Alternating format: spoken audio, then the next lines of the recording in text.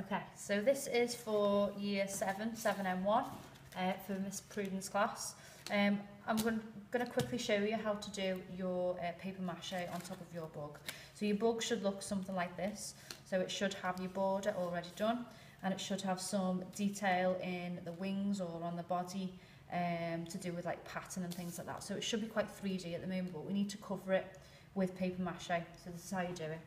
So you should have paint brushes to paint them on with, some paper mache paste as well, so we'll give you all this in the lesson, and you should also have some bits of newspaper. When you're ripping up your newspaper, you need to make sure that you do it in kind of this size, so no bigger than like a 50p piece. So that's like the perfect size really. If it goes too big, then it starts to kind of bulge and it gets really untidy, so you need to keep your pieces quite small. If you want to do some like strips like this first out the newspaper and create yourself a little pile like I've done, you can split it in half, and then you can do quite a lot at once then, so you can do it like that if you do want to. So once you've got ready with all of your equipment, then all you have to do is get some paper mache, put a little bit down first on your cardboard, get some of your newspaper, put it over the top of where you just pasted, and then you get a little bit more paste and go over the top of that newspaper. Okay, you've got to make sure that the newspaper goes a little bit dark, and that's how you know that the paste has gone through the paper. Okay, so it'll go like a grey colour. When you're ready for the next piece, you've got to make sure that they're overlapped. As long as you're overlapping these pieces of paper, then it will work and it won't come off. So I've overlapped that slightly. I'll just show you that again. So that's where the other one was. That's where I'm putting the next one, slightly overlapped. Again, a little bit of paste at the bottom and then over the top.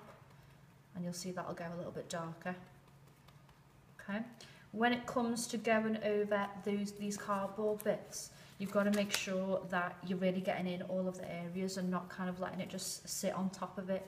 You've got to make sure that it's actually getting pushed around the shape that you've already created, because you don't want to get rid of any of that detail. Okay, so you can see there that bit, I've made sure that the paper has gone right into the gaps, and that's what you do all the way around it. Okay, again, overlap, push it right in. You can use your finger if you want to, or just the paintbrush. So it should look like that. So once it's all covered, you're still going to be able to see all these raised bits, and it should be completely covered like this one.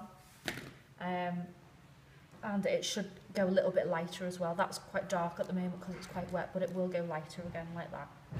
Okay. Just to make sure you know what you're doing in the lesson, I need everyone to write themselves a little list. So if you just get a quick bit of paper tonight and just write down what equipment you're going to need in the lesson.